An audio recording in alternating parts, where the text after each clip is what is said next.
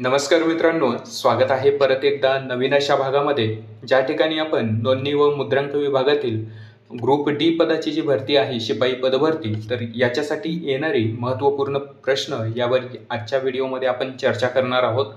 महत्त्वाचे प्रश्न आपण आजच्या व्हिडिओमध्ये कव्हर केलेले आहेत. एकूण 150 प्रश्न जवळपास आपण कव्हर केलेले आहेत, ज्यामध्ये सामान्य ज्ञान असेल, पंचायत राज असेल, भूगोल असेल, विज्ञान असेल तर आणि चालू घडामोडी, मागील 3 महिन्याच्या ज्या चालू घडामोडी आहेत, तर अशा महत्त्वाच्या चालू घडामोडी या व्हिडिओमध्ये कव्हर केलेल्या आहेत, जेणेकरून येणाऱ्या परीक्षेमध्ये 100% तुम्हाला याचा फायदा होणार आहे. चॅनलवर नवीन आले असाल तर सबस्क्राईब करून घ्या, सोबतच बेल आयकनला क्लिक करा, जेणेकरून महत्त्वपूर्ण व्हिडिओचं नोटिफिकेशन तुमच्यापर्यंत लवकरात लवकर पोहोचेल. तर चला सुरुवात करूयात आपण आजच्या व्हिडिओला. पहिला प्रश्न आपला या ठिकाणी असणार आहे, नोंदणी महानिरीक्षक व मुद्रांक नियंत्रक महाराष्ट्र राज्य पुणे या पदाचा कार्यभार स्वीकारलेले पहिले अधिकारी कोण होते? महत्त्वपूर्ण प्रश्न आहे मित्रांनो, परीक्षेमध्ये नक्कीच विचारला जाऊ शकतो. वेरिया MP मध्ये हा प्रश्न तुम्ही या ठिकाणी ठेवू शकता. उत्तर असणार आहे श्री वी ना करंदीकर हे पहिले व्यक्ती होते ज्यांनी नोंदणी व महानिरीक्षक व मुद्रांक नियंत्रक महाराष्ट्र राज्य पुणे येथील कार्यभार स्वीकारलेला होता. यानंतर प्रश्न क्रमांक 2 आहे आपला, उगवत्या सूर्याचा देश कोणता आहे? तर जपान या देशाला आपण उगवत्या सूर्याचा देश म्हणून या ठिकाणी ओळखतो. सोबतच तुम्हाला मावळत्या सूर्याचा देशही माहिती असणे आवश्यक आहे. तर नॉर्वे या देशाला मावळत्या सूर्याचा देश म्हणून या ठिकाणी ओळखलं जातं. मित्रांनो, लक्षात ठेवा, तुमची जी परीक्षा होणार आहे ही 10वीच्या लेवलची परीक्षा असणार आहे. काठिण्य पातळी जी आहे ही 10वीच्या लेवलची असणार आहे, त्यामुळे त्या पद्धतीचेच प्रश्न आपण या व्हिडिओमध्ये कव्हर केलेले आहेत. कुठलेही डीपमध्ये जाऊन आपण प्रश्न यामध्ये कव्हर केलेले नाहीत. ग्रुप डी शिपाई पदासाठी कुठले प्रश्न येऊ शकतात त्या पद्धतीचेच प्रश्न आपण या व्हिडिओमध्ये कव्हर केलेले आहेत. सोबतच जे काही प्रश्न आपण व्हिडिओमध्ये पाहणार आहोत याचा PDF तुम्हाला टेलिग्राम चॅनलला अगदी मोफत या ठिकाणी डाउनलोड करायला मिळणार आहे. त्यासाठी टेलिग्राम चॅनल जॉईन करा, लिंक डिस्क्रिप्शनमध्ये तुम्हाला मिळून जाईल. यानंतर प्रश्न क्रमांक 3 असणार आहे आपला, नोंदणी व मुद्रांक विभाग सरकारच्या कोणत्या कार्यालया अंतर्गत काम करते? कोणत्या खात्या अंतर्गत काम करते असंही तुम्हाला या ठिकाणी विचारलं जाऊ शकतं. तर महसूल खात्या अंतर्गत नोंदणी व मुद्रांक विभाग कार्य करत असतं. यानंतर प्रश्न क्रमांक 4 असणार आहे, नोंदणी व मुद्रांक शुल्क विभागाचा प्रमुख अधिकारी कोण असतो? बघा मित्रांनो, उत्तर असणार आहे महानिरीक्षक नोंदणी व मुद्रांक विभाग हे नोंदणी व मुद्रांक शुल्क विभागाचे प्रमुख अधिकारी म्हणून कार्य करत असतात. प्रश्न क्रमांक 5 आहे आपला, मुद्रांक कायदा कोणत्या वर्षी लागू झाला? तर योग्य उत्तर असणार आहे 1899 या साली मुद्रांक कायदा लागू झालेला आहे. यानंतर तुम्हाला नोंदणी कायदा कधी लागू झालेला आहे कमेंट करून सांगायचं आहे मित्रांनो सर्वांनी. नोंदणी कायदा कधी लागू झालेला आहे? मुद्रांक कायदा हा 1899 ला, तर नोंदणी कायदा हा कधी लागू झालेला आहे हे तुम्हाला कमेंटमध्ये या ठिकाणी सांगायचं आहे. यानंतर प्रश्न क्रमांक 6 आहे आपला, ई स्टॅम्प प्रणाली महाराष्ट्रामध्ये कधी सुरू झाली? तर योग्य उत्तर असणार आहे 2013 या साली महाराष्ट्रामध्ये ई स्टॅम्प प्रणाली सुरू झालेली आहे. यानंतर प्रश्न पुढचा आहे आपला, महाराष्ट्राचे पहिले मुख्यमंत्री यशवंतराव चव्हाण यांचे समाधी स्थळ कोठे आहे? योग्य उत्तर आहे मित्रांनो कराड या ठिकाणी महाराष्ट्राचे पहिले मुख्यमंत्री यशवंतराव चव्हाण यांचं समाधी स्थळ असलेलं पाहायला मिळतं. प्रीतिसंगम कराड या ठिकाणी यांचं समाधी स्थळ आहे. तर परीक्षेमध्ये तुम्हाला याच्यावर आणखीन एक प्रश्न विचारला जाऊ शकतो की कोणत्या नदी काठी किंवा कोणत्या नद्याचे संगमावर महाराष्ट्राचे पहिले मुख्यमंत्री यशवंतराव चव्हाण यांचं समाधी स्थळ आहे? तर कृष्णा व कोयना या 2 नद्यांच्या संगमावर यशवंतराव चव्हाण यांचं समाधी स्थळ असलेलं पाहायला मिळतं आणि या संगमाचं नाव आहे प्रीतिसंगम. समाधी स्थळाचं नाव आहे प्रीतिसंगम असं या ठिकाणी आपण म्हणू शकतो. महत्त्वाचा आहे, परीक्षेच्या दृष्टीने हाही प्रश्न तुम्हाला या ठिकाणी विचारला जाऊ शकतो. प्रश्न क्रमांक 8 पाहूयात, महाराष्ट्रातील सर्वोच्च शिखर कळसुबाई हे कोणत्या जिल्ह्यामध्ये आहे? तर योग्य उत्तर आहे अहिल्यानगर या जिल्ह्यामध्ये महाराष्ट्रातील सर्वोच्च शिखर कळसुबाई असलेलं आपल्याला पाहायला मिळतं. यानंतर मित्रांनो, कळसुबाई शिखराची उंची तुम्हाला विचारली जाऊ शकते. तर 1646 मीटर एवढी कळसुबाई शिखराची उंची असलेलं आपल्याला पाहायला मिळू शकतं. पहिल्या क्रमांकाचं महाराष्ट्रातील सर्वात उंच शिखर हे कळसुबाई आहे. त्यानंतर दुसऱ्या क्रमांकाचं शिखर पण माहिती असणं आवश्यक आहे. तर साल्हेर हे दुसऱ्या क्रमांकाचं सर्वोच्च शिखर आहे. याची उंची आहे 1567 मीटर. 1567 मीटर एवढी साल्हेर या पर्वताची उंची असलेलं आपल्याला पाहायला मिळतं. पहिलं आणि दुसरं उंच शिखर माहिती असणं तुम्हाला या ठिकाणी आवश्यक असणार आहे. सोबतच कळसुबाई शिखराला महाराष्ट्रातील एव्हरेस्ट असंही म्हणून ओळखलं जातं. महाराष्ट्रातील एव्हरेस्ट म्हणून या कळसुबाई शिखराला या ठिकाणी म्हटलं जातं.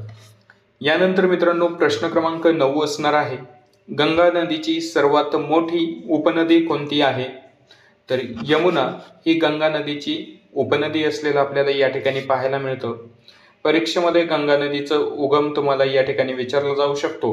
तर गंगोत्री या ठिकाणी गंगा नदीचा उगम झालेला आहे UP मध्ये, उत्तर प्रदेश या राज्यामध्ये. प्रश्न क्रमांक 10 आहे, गोवळकोंडा ही खाण कोणत्या राज्यामध्ये आहे? तर बघा मित्रांनो, या प्रश्नाचं उत्तर तेलंगणा आणि आंध्र प्रदेश या राज्याचं विभाजन होण्याच्या आधी आंध्र प्रदेशमध्ये ही खाण होती. तर विभाजनानंतर तेलंगणा या राज्यामध्ये गोवळकोंडा खाण असलेली आपल्याला पाहायला मिळते. तर योग्य उत्तर असणार आहे तेलंगणा या राज्यामध्ये गोवळकोंडा ही खाण आहे. प्रश्न क्रमांक 11 असणार आहे आपला, दस्त नोंदणी करताना मुद्रांक शुल्क हा कशावर आधारित असतो? तर योग्य उत्तर आहे बाजार मूल्यावर. ज्या प्रॉपर्टीचं तुम्ही या ठिकाणी नोंदणी करण्यासाठी गेलेलं आहात त्या प्रॉपर्टीचं बाजार मूल्य सध्या काय आहे, मार्केट व्हॅल्यू सध्या काय आहे, याच्यावर मुद्रांक शुल्क हा आधारित असतो. तर योग्य उत्तर असणार आहे बाजार मूल्यावर आधारित असतो. यानंतर पुढचा प्रश्न आहे आपला, मार्केट व्हॅल्यू ठरवण्यासाठी कोणत्या प्रणालीचा वापर या ठिकाणी केला जातो? तर योग्य उत्तर असणार आहे ASR या प्रणालीचा वापर मार्केट व्हॅल्यू ठरवण्यासाठी केला जातो. या ठिकाणी ASR या प्रणालीचं जर तुम्हाला परीक्षेमध्ये फुल फॉर्म विचारलं तर या ठिकाणी ॲन्युअल स्टेटमेंट ऑफ रेट्स हे फुल फॉर्म असलेलं आपल्याला पाहायला मिळतं. परीक्षेमध्ये विचारलं जाऊ शकतं फुल फॉर्म तुम्हाला. तर तुम्ही या ठिकाणी हेही नोट करून घ्या. सोबतच याला IMP मध्ये ठेवा. मित्रांनो, जे प्रश्न मी तुम्हाला IMP मध्ये ठेवायला सांगत आहे ते प्रश्न नोट करून घ्या, IMP मध्ये ठेवा. कारण खूप जास्त शक्यता आहे की ते प्रश्न तुम्हाला परीक्षेमध्ये विचारले जाऊ शकतात. प्रश्न क्रमांक 13 असणार आहे आपला, महाराष्ट्रामध्ये सद्यस्थितीला किती उपनोंदणी कार्यालये आहेत? तर बघा मित्रांनो, संपूर्ण महाराष्ट्रामध्ये सध्या 504 एवढी उपनोंदणी कार्यालये असलेली पाहायला मिळतात. योग्य उत्तर असणार आहे 504. काही पुस्तकामध्ये 500 एवढं पण या ठिकाणी दिलेलं आहे. बरेचसे व्हिडिओज पण मी पाहिलेले आहेत. या ठिकाणी पण 500 उपनोंदणी कार्यालये असलेलं या ठिकाणी पाहायला मिळतं किंवा सांगण्यात आलेलं आहे. पर्यायावर, अशा प्रश्नामध्ये पर्यायावर लक्ष द्या. पर्यायामध्ये जर 504 असेल आणि 500 हा जो पर्याय नसेल तर या ठिकाणी तुम्ही 504 हे उत्तर द्या, किंवा 504 हे पर्यायामध्ये नसेल तर त्या ठिकाणी तुम्ही 500 हे उत्तर, योग्य उत्तर त्या ठिकाणी तुम्ही देऊ शकता. थोडंसं कन्फ्युजन आहे या प्रश्नामध्ये, तर तुम्ही पण थोडंसं क्रॉस व्हेरीफाय करा, तुम्ही पण थोडंसं अभ्यास या गोष्टीचा करा. फक्त लक्षात ठेवा, जर पर्यायामध्ये 500 आणि 504 हे दोन्ही पण पर्याय जर तुम्हाला आले तर 504 हे उत्तर त्या ठिकाणी तुम्हाला द्यायचं आहे. प्रश्न क्रमांक 14 आहे, नोंदणी झाल्यानंतर दस्त मिळण्यासाठी किती दिवस लागतात? तर मित्रांनो, एकूण 7 दिवसांचा एवढा कालावधी नोंदणी झाल्यानंतर तो दस्त मिळण्यासाठी लागत असतो. पर्याय असणार आहे आपला 7 दिवस एवढा वेळ या ठिकाणी लागतो.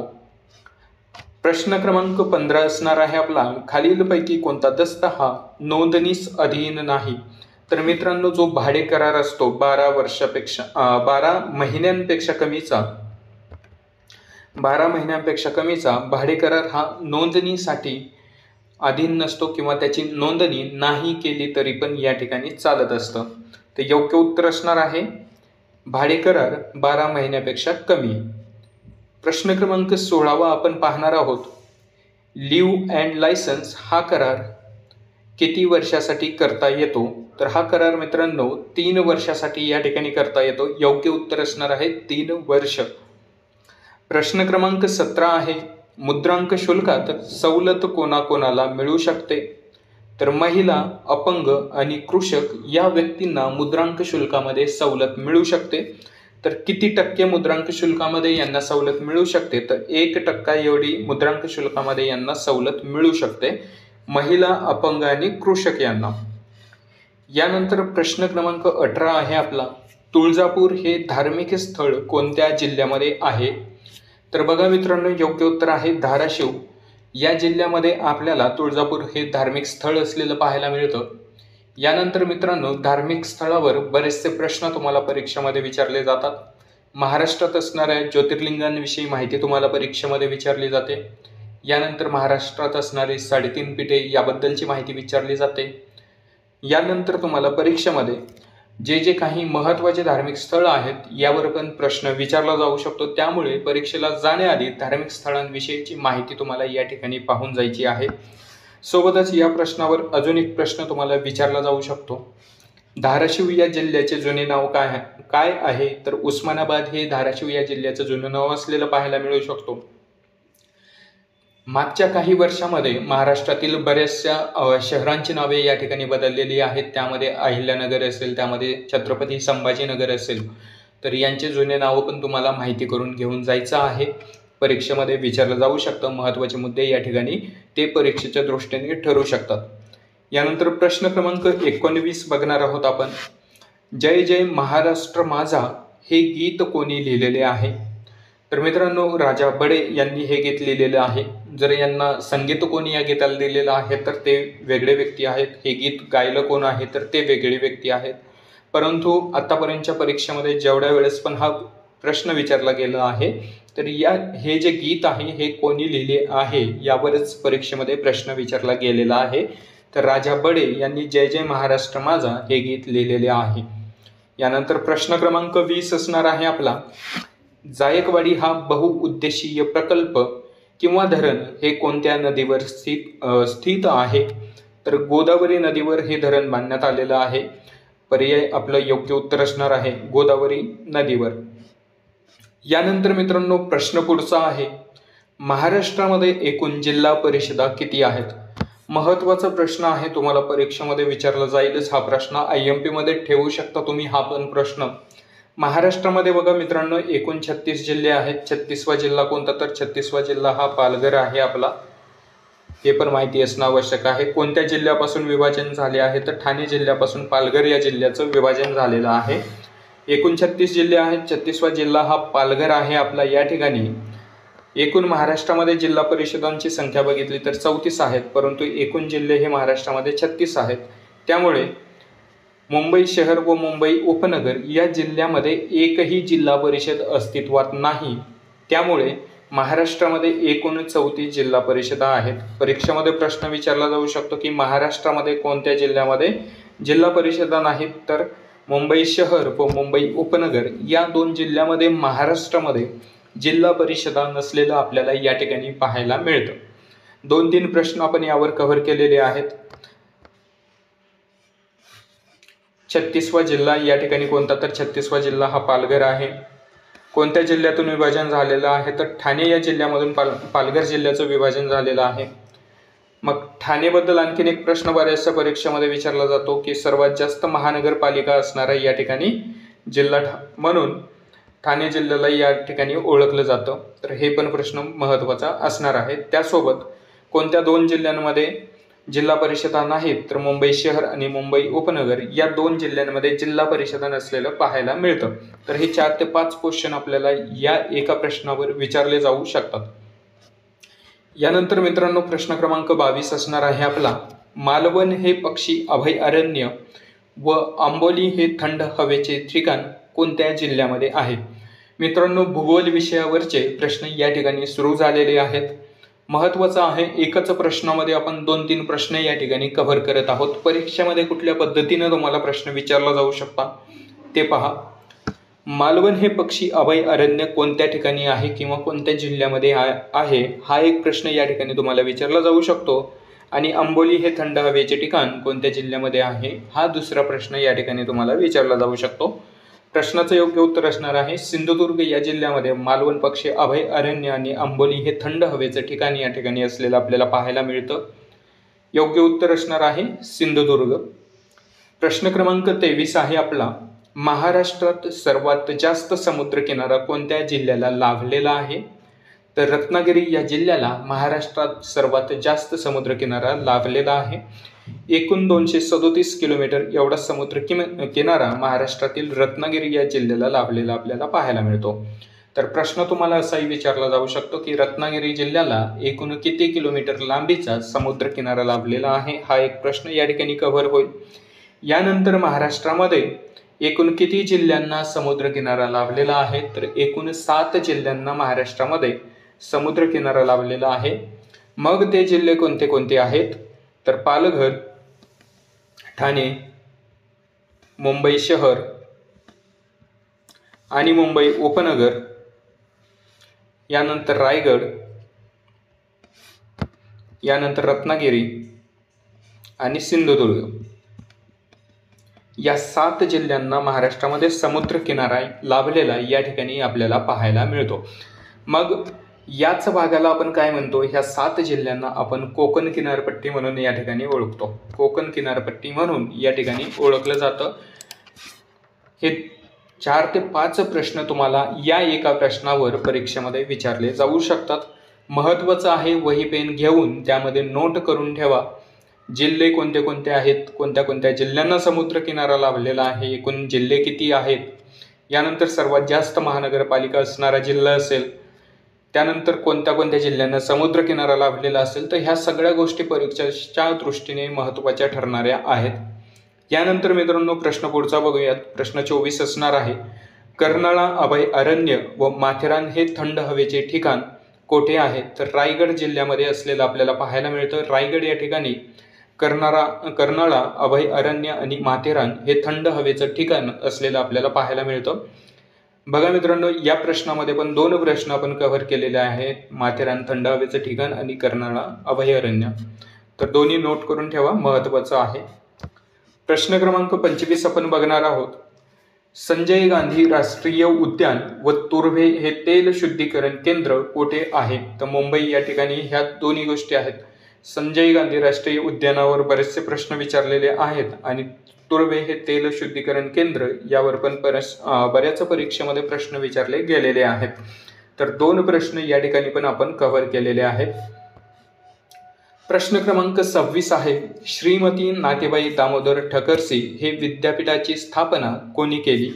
तर महर्षी धोंडो केशव कर्वे यांनी या विद्यापीठाची स्थापना केलेली पाहायला मिळते. तर ह्या विद्यापीठाची स्थापना मग कधी झालेली आहे? तर इसवी सन 1916 जून 1916 मध्ये. तर जून 1916 मध्ये या विद्यापीठाची स्थापना झालेलं आपल्याला या ठिकाणी पाहायला मिळतं. तर स्थापना कधी झाली हे पण परीक्षेमध्ये विचारलं जातंच. यानंतर प्रश्न पुढचा असणार आहे आपला, शारदा सदन या संस्थेची स्थापना कोणी केली? तर पंडिता रमाबाई यांनी शारदा सदन या संस्थेची स्थापना केलेली आहे. आणि कधी केलेली आहे? तर 11 मार्च 1888 रोजी या संस्थेची स्थापना पंडिता रमाबाई यांनी केलेली आपल्याला पाहायला मिळू शकते. प्रश्न क्रमांक 28 आहे आपला, ठाणे जिल्ह्याच्या विभाजनातून कोणत्या जिल्ह्याची निर्मिती झालेली आहे? तर पालघर या जिल्ह्याची निर्मिती ही ठाणे जिल्ह्याच्या विभाजनामधून झालेली आहे. तर मग कधी झालेली आहे? कमेंटमध्ये सांगा. ठाणे जिल्ह्याच्या विभाजनातून पालघर जिल्ह्याची निर्मिती कधी झालेली आहे? कमेंटमध्ये सांगायचं आहे. प्रश्न 29 आहे, तारापूर प्रकल्प व तुंगारेश्वर अभयारण्य कोणत्या जिल्ह्यामध्ये आहे? तर बघा मित्रांनो, तारापूर हे जो आहे हा अणुप्रकल्प आहे, अणुऊर्जा प्रकल्प आहे. तर हा ठाणे जिल्ह्यामध्ये असलेला आपल्याला पाहायला मिळतं. तसंच तुंगारेश्वर अभयारण्य पण आपल्याला ठाणे जिल्ह्यामध्ये असलेलं पाहायला मिळतं. या दोन्ही प्रश्नाचं उत्तर ठाणे असणार आहे.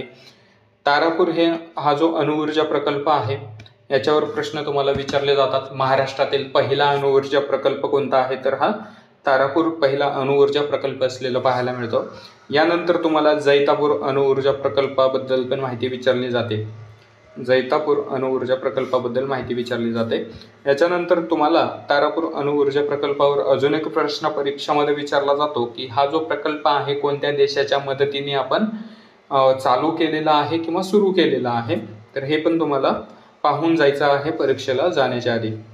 यानंतर मित्रांनो प्रश्न पुढचा असणार आहे, महाराष्ट्र आरोग्य विज्ञान विद्यापीठ व यशवंतराव चव्हाण मुक्त विद्यापीठ कोठे आहे? तर मित्रांनो हे दोन्ही जे विद्यापीठे आहेत ही नाशिक जिल्ह्यामध्ये, नाशिक या ठिकाणी असलेली आपल्याला पाहायला मिळतात।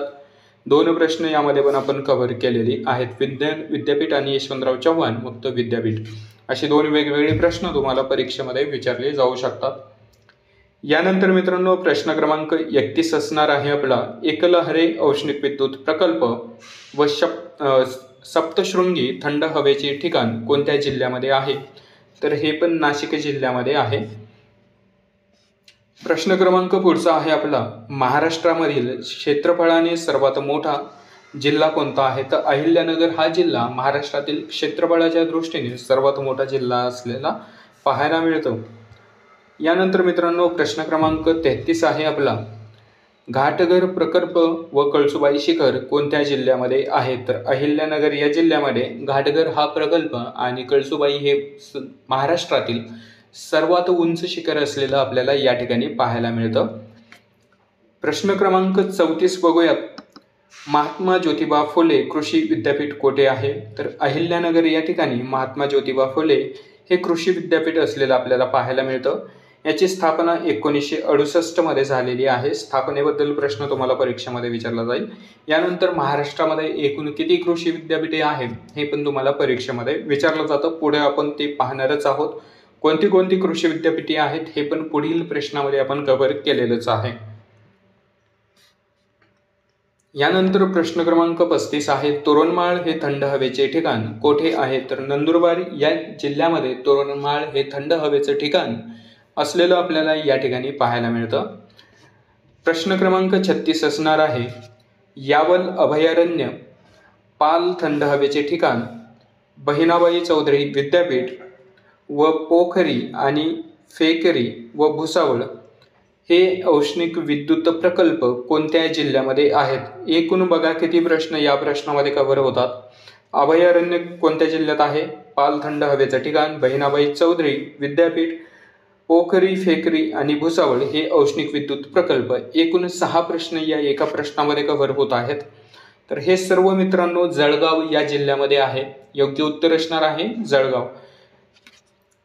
प्रश्न क्रमांक पुढचा आहे आपला, लोणार हे खाऱ्या पाण्याचे सरोवर व जिगाव जलविद्युत प्रकल्प कोठे आहे? जिगाव जलविद्युत प्रकल्पावर एवढे प्रश्न परीक्षेमध्ये विचारले जात नाहीत, परंतु IBPS आहे मित्रांनो, IBPS परीक्षेमध्ये काही पण विचारू शकतं आणि कधी पण विचारू शकतं, त्यामुळे हा पण प्रश्न आपण या ठिकाणी कव्हर केलेला आहे। आणि लोणारबद्दल तर बऱ्याचशा परीक्षेमध्ये प्रश्न या ठिकाणी तुम्हाला विचारले जातात। महत्त्वाचं काय बघायचं लोणार सरोवराबद्दल की महाराष्ट्रातील सर्वात लहान खाऱ्या पाण्याचे सरोवर किंवा देशातील सर्वात लहान खाऱ्या पाण्याचं सरोवर पण तुम्ही या ठिकाणी याला म्हणू शकता। त्यानंतर उल्कापातापासून तयार झालेलं पहिलं सरोवर या ठिकाणी असलेलं आपण लोणार सरोवराला पाहतो। काय काय आहे की देशातील सर्वात लहान खाऱ्या पाण्याचं सरोवर आणि उल्कापातापासून तयार झालेलं खाऱ्या पाण्याचं सरोवर म्हणून या सरोवराकडे पाहिलं जातं। कोणत्या जिल्ह्यात स्थित आहे? तर बुलढाणा या जिल्ह्यामध्ये असलेलं आपल्याला पाहायला मिळतं। जिगावबद्दल एखाद्या वेळेस परीक्षेमध्ये विचारलं जाऊ शकतं, कारण IBPS तुम्हाला परीक्षेमध्ये कुठल्याही प्रकारचे प्रश्न या ठिकाणी विचारू शकतं। यानंतर मित्रांनो प्रश्न क्रमांक 38 असणार आहे, चिखलदरा हे थंड हवेचे ठिकाण, संत गाडगेबाबा विद्यापीठ, गुगामल राष्ट्रीय उद्यान, मेळघाट व्याघ्र प्रकल्प व चिखलदरा थंड हवेचे ठिकाण। एकूण या ठिकाणी पण आपण 6 प्रश्न कव्हर केलेले आहेत। तर हे कोणत्या ठिकाणी आहे? तर अमरावती या जिल्ह्यामध्ये असलेलं आपल्याला पाहायला मिळतं। चिखलदरा थंड हवेचं ठिकाण असेल, संत गाडगेबाबा विद्यापीठ असेल, गोगामल राष्ट्रीय उद्यान, तसेच मेळघाट व्याघ्र प्रकल्प व चिखलदरा थंड हवेचं ठिकाण, हे सर्व अमरावती जिल्ह्यामध्ये असलेलं पाहायला मिळतं। यानंतर मित्रांनो प्रश्न क्रमांक 39 आहे पारस औष्णिक विद्युत प्रकल्प, त्यासोबतच पंजाबराव देशमुख कृषी विद्यापीठ आणि कर्नाळा अभय अरण्य हे कोठे आहे, तर अकोला या जिल्ह्यामध्ये आहे. एकूण 3 प्रश्न या ठिकाणी पण आपण कव्हर केलेले आहेत. त्यानंतर बघू शकता इथं दुसरं कृषी विद्यापीठ आपल्याला पाहायला मिळतं आहे. पहिलं आपण पाहिलं, यानंतर दुसरं पंजाबराव देशमुख कृषी विद्यापीठ हे अकोला जिल्ह्यामध्ये असलेलं आपल्याला पाहायला मिळतं. यानंतर प्रश्न क्रमांक 40 आहे टिपेश्वर अभयारण्य कोठे आहे, तर यवतमाळ या जिल्ह्यामध्ये टिपेश्वर हे अभयारण्य आपल्याला पाहायला मिळू शकतं. प्रश्न क्रमांक 41 असणार आहे आपला पंडित जवाहरलाल नेहरू राष्ट्रीय उद्यान कोठे आहे, तर नागपूर या ठिकाणी पंडित जवाहरलाल नेहरू राष्ट्रीय उद्यान असलेलं आपल्याला पाहायला मिळतं. यानंतर मित्रांनो प्रश्न क्रमांक 42 आहे पेंच व्याघ्र प्रकल्प, रामटेक थंड हवेचे ठिकाण, पेंच जलविद्युत प्रकल्प, खापरखेडा औष्णिक प्रकल्प, भारतीय कृषी विद्यापीठ, संत तुकडोजी महाराज विद्यापीठ, मत्स्य विद्यापीठ, सांस्कृतिक कालिदास विद्यापीठ कोठे आहे, तर ह्या सर्व गोष्टी नागपूरमध्ये आहेत. पेंच व्याघ्र प्रकल्प आणि पेंच जलविद्युत प्रकल्प हे नागपूरमध्येच आहे. रामटेक थंड हवेचे ठिकाण नागपूरमध्ये येतं. खापरखेडा औष्णिक विद्युत प्रकल्प हा नागपूरमध्ये येतो. भारतीय कृषी विद्यापीठ असेल, तुकडोजी महाराज विद्यापीठ असेल, मत्स्य विद्यापीठ असेल आणि सांस्कृतिक विद्यापीठामध्ये कालिदास विद्यापीठ असेल, तर ह्या सर्व गोष्टी नागपूर या ठिकाणी असलेलं आपल्याला पाहायला मिळतं. एकूण जवळपास आपण याच्यामध्ये 8 प्रश्न कव्हर केलेले आहेत. प्रश्न पुढचा आहे बोर व्याघ्र प्रकल्प आणि आंतरराष्ट्रीय हिंदी विद्यापीठ कोठे आहे, तर वर्धा या ठिकाणी आहे. योग्य उत्तर आहे वर्धा, बोर व्याघ्र प्रकल्प आणि आंतरराष्ट्रीय हिंदी विद्यापीठ. प्रश्न क्रमांक 44 आहे आपला गोसी खुर्द प्रकल्प कोठे आहे, तर भंडारा या जिल्ह्यामध्ये गोसी खुर्द हा प्रकल्प असलेला पाहायला मिळतो. यानंतर मित्रांनो प्रश्न क्रमांक 45 आहे नवेगाव अभयारण्य, नवेगाव बांधव व्याघ्र प्रकल्प कोठे आहे, तर गोंदिया या जिल्ह्यामध्ये नवेगाव अभयारण्य आणि नवेगाव व्याघ्र प्रकल्प असलेला आपल्याला पाहायला मिळतो. प्रश्न क्रमांक 46 आहे ताडोबा व अंधेरी अभयारण्य, चंद्रपूर औष्णिक विद्युत प्रकल्प कोठे आहे, तर चंद्रपूर या ठिकाणी ताडोबा व अंधेरी ही अभयारण्य आहेत. सोबतच चंद्रपूर हे जे शहर आहे इरई नदीकाठी वसलेलं आपल्याला पाहायला मिळतं. तर चंद्रपूर हा जो औष्णिक विद्युत प्रकल्प आहे महाराष्ट्रातील सर्वात मोठा औष्णिक विद्युत प्रकल्प आहे. याची एकूण वीज निर्मितीची क्षमता जर आपण पाहिलं तर 3340 मेगावॅट एवढी याची वीज निर्मिती क्षमता आहे. महाराष्ट्रातील सर्वात मोठा वीज निर्मितीमध्ये हा औष्णिक विद्युत प्रकल्प असलेला आपल्याला पाहायला मिळतो. IMP मध्ये ठेवू शकता हा औष्णिक विद्युत प्रकल्प जो आहे तो, यावर प्रश्न येऊ शकतो परीक्षेमध्ये तुम्हाला. यानंतर प्रश्न 47 असणार आहे आपला गोंडवाना विद्यापीठ कोठे आहे, तर गडचिरोली या जिल्ह्यामध्ये गोंडवाना हे विद्यापीठ असलेलं आपण पाहू शकतो. प्रश्न क्रमांक 48 आहे गवताळा अभयारण्य, म्हैसमाळ थंड हवेचे ठिकाण, मराठवाडा विद्यापीठ आणि जायकवाडी प्रकल्प कोठे आहे, तर छत्रपती संभाजीनगरमध्ये हे असलेलं पाहायला मिळतं. योग्य उत्तर आहे छत्रपती संभाजीनगर. प्रश्न 49 आहे वसंतराव नाईक कृषी विद्यापीठ कोठे आहे, तर परभणी या ठिकाणी हे कृषी विद्यापीठ आहे. तिसरं कृषी विद्यापीठ मित्रांनो पाहत आहोत परभणी या ठिकाणी वसंतराव नाईक कृषी विद्यापीठ असलेलं आपण पाहू शकतो. महाराष्ट्रातील सर्वाधिक जास्त काळ मुख्यमंत्रीपद भूषवलेले व्यक्ती म्हणून आपण यांच्याकडे पाहतो. सर्वाधिक काळ जर मुख्यमंत्री कोण राहिले असतील महाराष्ट्रामध्ये तर वसंतराव नाईक हे यांच्याच नावावर परभणी येथील कृषी विद्यापीठाला नाव देण्यात आलेलं आहे. यानंतर प्रश्न क्रमांक 50 आहे विष्णुपुरी प्रकल्प, बाभळी प्रकल्प, स्वामी रामानंद तीर्थ विद्यापीठ हे कोठे आहे, तर बीड या जिल्ह्यामध्ये असलेलं पाहायला मिळतं. यानंतर प्रश्न क्रमांक जो प्रश्न क्रमांक 50 आहे आपला विष्णुपुरी प्रकल्प, बाभळी प्रकल्प आणि स्वामी रामानंद तीर्थ विद्यापीठ हे नांदेड या ठिकाणी आहे. नांदेड या जिल्ह्यामध्ये असलेलं पाहायला मिळतं. योग्य उत्तर असणार आहे नांदेड. हे करेक्शन करून घ्या या ठिकाणी तुम्ही. प्रश्न क्रमांक 51 आपण बघणार आहोत. रामसिंग घाट अभयारण्य कोठे आहे? तर धाराशिव या जिल्ह्यामध्ये रामसिंग घाट हे अभयारण्य आहे. कोठे आहे? तर येडशी या ठिकाणी आहे. धाराशिव जिल्ह्यामधील येडशी या ठिकाणी रामसिंग घाट अभयारण्य पाहायला मिळतं. प्रश्न क्रमांक 52 आहे. भीमाशंकर अभयारण्य पावन जलविद्युत प्रकल्प कोठे आहे? तर पुणे जिल्ह्यामध्ये आहे. सोबतच पुणे जिल्ह्यामध्ये पेनिसिलिन निर्मितीचा कारखाना असलेलं पाहायला मिळतं. याच्यावर पण बऱ्याचशा प्रश्न परीक्षेमध्ये विचारले गेलेले आहेत, तर हे पण तुम्हाला माहिती असू द्यात. यानंतर मित्रांनो प्रश्न 53 असणार आहे आपला. कोयना जलविद्युत प्रकल्प कोठे आहे? तर सातारा या जिल्ह्यामध्ये कोयना हा जलविद्युत प्रकल्प असलेला पाहायला मिळतो. कोयना नदीवर हा जलविद्युत प्रकल्प आहे. महाराष्ट्राची भाग्यरेषा म्हणून या जलविद्युत प्रकल्पाकडे पाहिलं जातं. महाराष्ट्रातील सर्वात मोठा जलविद्युत प्रकल्प हा आहे. यानंतर प्रश्न 54 आहे. माळढोक पक्षी अभयारण्य अहिल्याबाई होळकर विद्यापीठ कोठे आहे? तर सोलापूर या ठिकाणी माळढोक हे पक्षी अभयारण्य आणि अहिल्याबाई होळकर हे जे विद्यापीठ आहे मित्रांनो, स्वतंत्र विद्यापीठ आहे. महाराष्ट्रातील पहिलं स्वतंत्र विद्यापीठ म्हणून याच्याकडे पाहिलं जातं. याला पूर्वीचे नाव होतं हे सोलापूर विद्यापीठ होतं. सोलापूर विद्यापीठ. आता याचं नाव बदलून करण्यात आलेलं आहे अहिल्याबाई होळकर सोलापूर विद्यापीठ. तर हे स्वतंत्र विद्यापीठ पण आहे. हे पण तुम्हाला परीक्षेमध्ये विचारलं जाऊ शकतं की महाराष्ट्रातील पहिलं स्वतंत्र विद्यापीठ कोणतं आहे किंवा कोठे आहे. तर हे पाठ करून जावं, नोट करून ठेवा याला. प्रश्न पुढचा आहे आपला. पन्हाळा हे थंड हवेचे ठिकाण शिवाजी विद्यापीठ, राधानगरी अभयारण्य आणि राधानगरी जलविद्युत प्रकल्प कोठे आहे? तर कोल्हापूर या ठिकाणी पन्हाळा थंड हवेचे ठिकाण शिवाजी विद्यापीठ, राधानगरी अभयारण्य आणि राधानगरी जलविद्युत प्रकल्प असलेलं पाहायला मिळतं. प्रश्न 56 असणार आहे आपला. सावित्रीबाई फुले क्रीडा विद्यापीठ कोठे आहे? तर पुणे या ठिकाणी सावित्रीबाई फुले क्रीडा विद्यापीठ असलेलं पाहायला मिळतं. तर कोठे आहे पुण्यामध्ये? तर बालेवाडी या ठिकाणी. बालेवाडी या ठिकाणी हे क्रीडा विद्यापीठ असलेलं पाहायला मिळतं. महाराष्ट्रातील पहिलं क्रीडा विद्यापीठ म्हणून याच्याकडे पाहिलं जातं. यानंतर प्रश्न क्रमांक 57 आहे आपला. लंडनमध्ये Indian home rule society, India house आणि इंडियन सोशिओलॉजिस्टची स्थापना कोणी केली?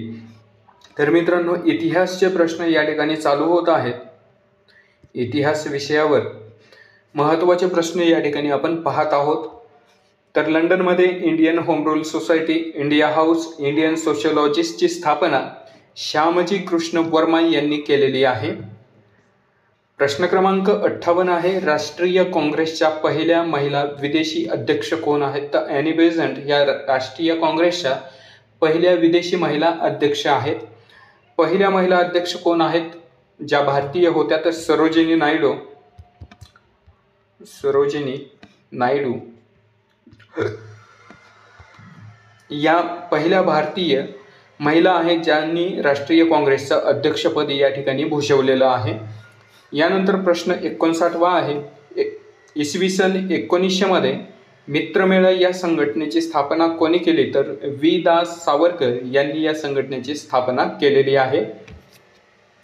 प्रश्न 60 असणार आहे आपला. नाशिकचा कलेक्टर जॅक्सन याचा खून कोणी केला? तर अनंत लक्ष्मण कान्हेरे यांनी जॅक्सनचा खून केलेला आपल्याला पाहायला मिळतं. योग्य उत्तर आहे अनंत लक्ष्मण कान्हेरे. प्रश्न 61 आहे आपला. पंजाबचा लेफ्टनंट गव्हर्नर मायकेल ओडवायरचा खून कोणी केला? तर सरदार उधम सिंग यांनी पंजाबचा लेफ्टनंट गव्हर्नर मायकेल ओडवायरचा खून केला. तर बघा या प्रश्नाबद्दल बरेचसे प्रश्न तुम्हाला परीक्षेमध्ये विचारले जातील.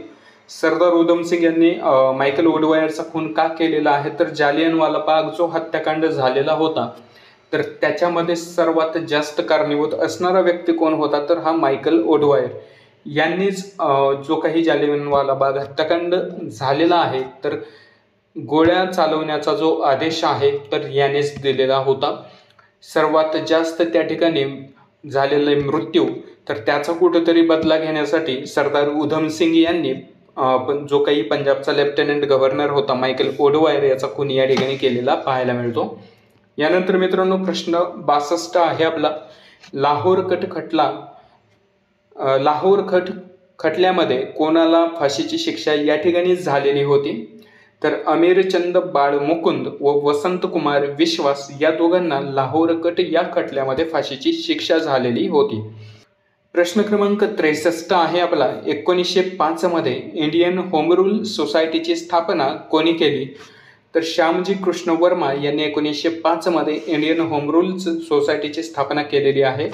सोबतच इथं पाहू शकता तुम्ही की लंडनमध्ये यांनी मासिक पण सुरू केलेलं होतं. तर इंडियन सोशलॉजिस्ट हे जे मासिक आहे तर श्यामजी कृष्ण वर्मा यांनी इंग्लंडमध्ये सुरू केलेलं होतं. यानंतर प्रश्न क्रमांक पुढचा आहे.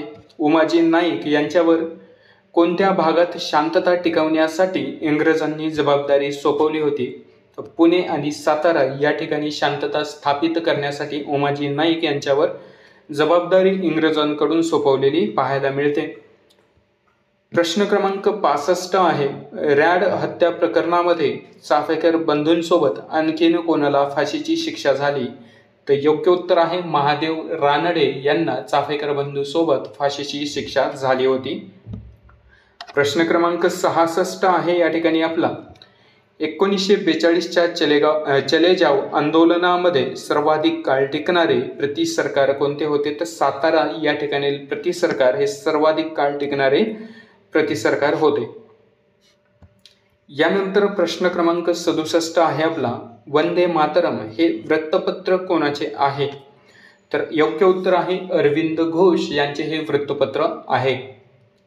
प्रश्न क्रमांक 68 आहे. मराठीतील पहिले पत्रकार व मराठी वृत्तपत्राचे जनक कोणाला संबोधलं जातं? तर योग्य उत्तर आहे बाळशास्त्री जांभेकर यांना मराठी वृत्तपत्र सृष्टीचे जनक म्हणून या ठिकाणी ओळखलं जातं. महत्त्वाचा प्रश्न आहे. IMP मध्ये हा प्रश्न तुम्ही ठेवू शकता. इतिहास विषयावरील प्रश्न हा तुम्हाला विचारला जाऊ शकतो. यानंतर प्रश्न 69 आहे. कोणत्या समाज सुधारकाने विधवा विवाह केलेला आहे? तर विधवा पद्धती जी आहे यामध्ये आपल्याला सतीची जी प्रथा होती ही प्रथा कुठेतरी बंद पडावी आणि विधवांचा पुनर्विवाह व्हावा याच्यासाठी सर्वप्रथम विष्णू शास्त्री पंडित व महर्षी दोंडोकेशव कर्वे या दोघांनी विधवा महिलांशी पुनर्विवाह केलेला पाहायला मिळतो. योग्य उत्तर आहे विष्णू शास्त्री पंडित व महर्षी दोंडोकेशव कर्वे. यानंतर प्रश्न क्रमांक 70 आहे आपला. अमेरिकेत जाऊन वैद्यकीय पदवी मिळवणारी पहिली भारतीय महिला कोण आहे? तर आनंदीबाई जोशी या पहिल्या भारतीय महिला आहेत. प्रश्न 71 आहे आपला. मानव धर्म सभेची स्थापना कोणी केली? तर दादोबा पांडुरंग तर्खडकर यांनी मानव धर्म या सभेची स्थापना केलेली आहे.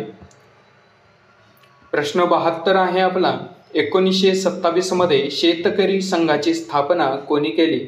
तर डॉक्टर पंजाबराव देशमुख यांनी 1927 मध्ये शेतकरी संघाची स्थापना केलेली पाहायला मिळते. प्रश्न क्रमांक 73 आहे आपला. आधुनिक मुंबईचे शिल्पकार म्हणून कोणाला ओळखले जाते? तर नाना जगन्नाथ शंकर शेठ यांना आधुनिक मुंबईचे शिल्पकार म्हणून या ठिकाणी ओळखलं जातं. प्रश्न क्रमांक 74 आहे. मुक्ती सदनची स्थापना कोणी केली? तर योग्य उत्तर आहे पंडिता रमाबाई यांनी मुक्ती सदन सभेची स्थापना केली आहे. प्रश्न 75 आहे आपला. बॉम्बे नेटिव्ह एज्युकेशन सोसायटीच्या स्थापनेमध्ये कोणाचा पुढाकार होता? तर नाना जगन्नाथ शंकर शेठ यांचा बॉम्बे एज्युकेशन सोसायटीच्या स्थापनेमध्ये पुढाकार असलेलं पाहायला मिळतं. यानंतर प्रश्न क्रमांक 76 आहे. मुंबईचा सिंह म्हणून कोणाला ओळखले जाते? तर फिरोज शाह मेहता यांना मुंबईचा सिंह म्हणून ओळखले जाते. प्रश्न क्रमांक 77 आहे. सत्यशोधक समाजाची स्थापना कधी झाली? तर 24 सप्टेंबर 1873 मध्ये सत्यशोधक समाजाची स्थापना झाली. तर या सत्यशोधक समाजाची स्थापना कोणी केली हा प्रश्न परीक्षेमध्ये विचारला जाईल. तर महात्मा ज्योतिबा फुले यांनी सत्यशोधक समाजाची स्थापना 1873 मध्ये केलेली पाहायला मिळते. यानंतर प्रश्न क्रमांक 78 आहे आपला. प्लासीच्या लढाईमध्ये ब्रिटिशांचे नेतृत्व कोणी केले? तर रॉबर्ट क्लाइव्ह याने ब्रिटिशाचं प्लासीच्या लढाईमध्ये नेतृत्व केलेलं पाहायला मिळतं. प्रश्न क्रमांक 79 आहे आपला, भारताचे पहिले गव्हर्नर जनरल कोण होते? तर लॉर्ड विल्यम बेंटिंक हे भारताचे पहिले गव्हर्नर जनरल होते. प्रश्न क्रमांक 80 आहे, आर्थिक विकेंद्रीकरणाचा जनक म्हणून कोणाला ओळखले जाते? तर लॉर्ड मेयो याला आर्थिक विकेंद्रीकरणाचा जनक म्हणून या ठिकाणी ओळखलं जातं. प्रश्न क्रमांक 81 आहे, सिव्हिल सर्व्हिसेसचा जनक कोणाला म्हटलं जातं? तर लॉर्ड कॉर्नवॉलिस याला सिव्हिल सर्व्हिसेसचा जनक म्हणून या ठिकाणी ओळखलं जातं. प्रश्न 82 आहे आपला, बंगालच्या फाळणीच्या वेळी भारताचे व्हाईसरॉय कोण होते? तर लॉर्ड कर्झन हे योग्य उत्तर असणार आहे. प्रश्न 83 आहे आपला, 1857च्या उठावावेळी भारताचा गव्हर्नर जनरल कोण होता? तर लॉर्ड कॅनिंग हा भारताचा गव्हर्नर जनरल 1857च्या उठावाच्या वेळी असलेला पाहायला मिळतो. प्रश्न क्रमांक 84 आहे आपला, कायमधारा पद्धत कोणी सुरू केली? तर लॉर्ड कॉर्नवॉलिस यांनी कायमधारा पद्धतीची सुरुवात केलेली पाहायला मिळते. यानंतर प्रश्न क्रमांक 85 आहे, पुणे करार कोणाकोणामध्ये झालेला होता? किंवा पुणे करार कोणत्या दोन महापुरुषांमध्ये झालेला होता? तर महात्मा गांधी आणि डॉक्टर बाबासाहेब आंबेडकर या दोघांमध्ये पुणे करार झालेला पाहायला मिळतो. तर हा करार एरवाडा या जेलमध्ये झालेला आपल्याला या ठिकाणी पाहायला मिळतो. तर महात्मा गांधी यांनी एरवाडा जेलमध्ये या करारासाठी उपोषण केलं होतं, त्यामुळेच डॉक्टर बाबासाहेब आंबेडकर आणि महात्मा गांधी या दोघांमध्ये पुणे करार झालेला आपल्याला पाहायला मिळतो. यानंतर प्रश्न क्रमांक 86 आहे, काँग्रेसच्या पहिल्या महिला अध्यक्ष कोण? तर सरोजिनी नायडू ह्या पहिल्या भारतीय महिला काँग्रेसच्या अध्यक्ष असलेलं पाहायला मिळतं. तर पहिल्या विदेशी महिला अध्यक्ष या ॲनी बेझंट होत्या. वर आपण पाहिलेलंच आहे, यापूर्वीच्या प्रश्नामध्ये ॲनी बेझंट यांच्यावर प्रश्न आलेलाच होता. यानंतर मित्रांनो प्रश्न पुढचा आहे, वूडचा खलिता कोणाच्या शासनकाळामध्ये आला होता? तर लॉर्ड डलहौसी याच्या शासनकाळामध्ये वूडचा खलिता आला होता. लॉर्ड डलहौसीवर अनेक प्रश्न परीक्षेमध्ये विचारले जातात. तर लॉर्ड डलहौसी याच्या कार्यकाळामध्ये रेल्वे, त्यानंतर टपाल, यानंतर तार यासारख्या सुविधांची सुरुवात भारतामध्ये झालेला आपल्याला या ठिकाणी पाहायला मिळतं. रेल्वेवर जर प्रश्न विचारला तर महाराष्ट्रामध्ये सर्वप्रथम रेल्वे कोणत्या दोन स्थानकादरम्यान धावली? तर याबद्दलचा प्रश्न तुम्हाला परीक्षेमध्ये विचारला जातो. किंवा देशामध्ये कोणत्या दोन स्थानकांच्या दरम्यान धावली? तर ठाणे ते बोरीवली या दोन स्थानकादरम्यान ही रेल्वे धावलेली आपल्याला पाहायला मिळते. कोणाच्या कालखंडामध्ये? तर लॉर्ड डलहौसी याच्या कालखंडामध्ये. यानंतर प्रश्न क्रमांक 88 आहे, भारतात पहिली जनगणना कोणाच्या शासनकाळात झाली? तर उत्तर आहे लॉर्ड मेयो याच्या शासनकाळामध्ये भारतात सर्वप्रथम जनगणना झालेली आहे 1872 साली. तर हे वर्ष पण तुम्हाला परीक्षेमध्ये विचारलं जाऊ शकतं की भारतामध्ये सर्वप्रथम जनगणना इसवी सन कधी झालेली आहे किंवा कोणत्या वर्षी झालेली आहे? तर 1872 साली भारतामध्ये सर्वप्रथम जनगणना झालेली आहे. शेवटची जनगणना आपली 2011 या साली झालेली आहे. तर जनगणनेवर आधारित प्रश्न पण तुम्हाला परीक्षेमध्ये विचारले जातात, तर ते पण तुम्हाला पाहून जायचं आहे परीक्षेला जाण्याआधी. प्रश्न क्रमांक 89 आहे आपला, कोणत्या कायद्याला काळा कायदा म्हणून ओळखलं जातं? तर हा जो रोलेट कायदा आहे जो की 1919 मध्ये आला होता, या कायद्याला काळा कायदा म्हणून या ठिकाणी ओळखलं जातं. रोलेट कायद्यावर बरेच परीक्षेमध्ये प्रश्न आलेले आहेत. IMP मध्ये हा जो प्रश्न आहे तुम्ही या ठिकाणी ठेवू शकता. इतिहासाच्या दृष्टीने हा प्रश्न महत्त्वपूर्ण तुम्हाला ठरू शकतो, परीक्षेमध्ये विचारला जाऊ शकतो. यानंतर प्रश्न क्रमांक 90 आहे आपला, काकोरी कट कधी झाला? तर काकोरी कट हा 9 ऑगस्ट 1925 रोजी झालेला पाहायला मिळतो. यानंतर प्रश्न क्रमांक 91 आहे आपला, आधुनिक भारताचा जनक म्हणून कोणाला ओळखले जाते? तर राजाराम मोहन राय यांना आधुनिक भारताचा जनक म्हणून या ठिकाणी ओळखलं जातं. तर राजाराम मोहन रॉय यांच्यावर आणखीन एक प्रश्न या ठिकाणी तुम्हाला विचारला जातो की सतीबंदीची प्रथा जी आहे ती बंद करण्यासाठी कोणत्या भारतीय व्यक्तीने पुढाकार घेतला होता किंवा पाठपुरावा केला होता? तर राजा राममोहन रॉय यांनी सतीबंदीची जी प्रथा आहे ती बंद करण्यासाठी या ठिकाणी पुढाकार घेतलेलं पाहायला मिळतं. तर त्यामध्ये सतीबंदीची जी प्रथा होती, सती जाण्याची जी प्रथा होती ती बंद करण्यामध्ये कुठेतरी राजा राममोहन रॉय यांचं खूप मोठं योगदान असलेलं आपण या ठिकाणी पाहू शकतो. यानंतर प्रश्न क्रमांक 92 आहे आपला, स्थानिक स्वराज्य संस्थेचा जनक म्हणून कोणाला ओळखलं जातं? तर लॉर्ड रिपन याला स्थानिक स्वराज्य संस्थेचा जनक म्हणून या ठिकाणी ओळखलं जातं. स्थानिक स्वराज्य संस्थेची भारतामध्ये जर कोणी पायाभरणी केली असेल, सुरुवात केली असेल तर लॉर्ड रिपन यांनी केलेली आहे. यानंतर स्थानिक स्वराज्य संस्थेमध्ये जर आपण पाहिलं तर सर्वप्रथम महानगरपालिका येते. महानगरपालिका येते. याच्यानंतर पंचायत समिती येते.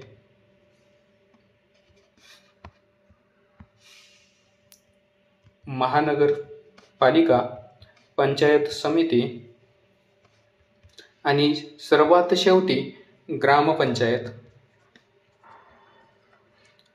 तर याची सुरुवात ही लॉर्ड रिपन याने केलेली आपल्याला पाहायला मिळते. तर हे पंचायत राजमध्ये हे जे प्रश्न आहेत आपण पाहणारच आहोत. महाराष्ट्रामध्ये किती स्तरीय पंचायत राज पद्धती आहे, कधी सुरू झाली, कोणत्या घटना दुरुस्तीनुसार सुरू झाली, कुठली या ठिकाणी समिती नेमण्यात आली होती महाराष्ट्रामध्ये पंचायत राजची सुरुवात करण्यासाठी. तर ह्या सगळे प्रश्न आपण पुढे पाहणारच आहोत. व्हिडिओमध्ये आपण ते कव्हर केलेलंच आहे.